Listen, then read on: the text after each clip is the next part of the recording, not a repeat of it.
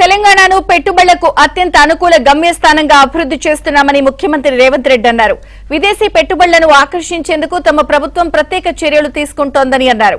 CM Revanth రెడ్డిని దక్షిణాఫ్రికా ఉపాధ్యక్షుడు పాలస్ మస్టైల్ బృందం హైదరాబాద్ లో కలిశారు. అధికారిక పర్యటనలో భాగంగా దక్షిణాఫ్రికా బృందం హైదరాబాద్ వచ్చింది.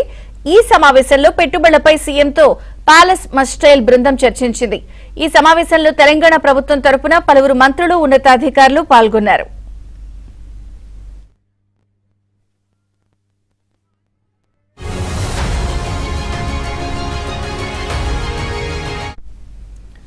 ఈ సమావేశంలో తెలంగాణ, దక్షిణాఫ్రికా మధ్య వాణిజ్య, పారిశ్రామిక, పెట్టుబడి సంబంధాలను మరింత బలోపేతం చేసే అంశాలపై విస్తృతంగా చర్చించారు.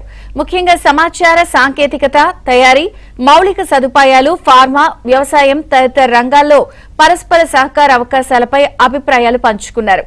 తెలంగాణలో పెట్టుబడులు పెట్టేందుకు ఆసక్తి చూపుతున్న దక్షిణాఫ్రికా పారిశ్రామికవేత్తలకు అన్ని విధాలుగా సహకారం అందించేందుకు సిద్దంగా ఉందని సీఎం రేవంత్ రెడ్డి స్పష్టం చేశారు.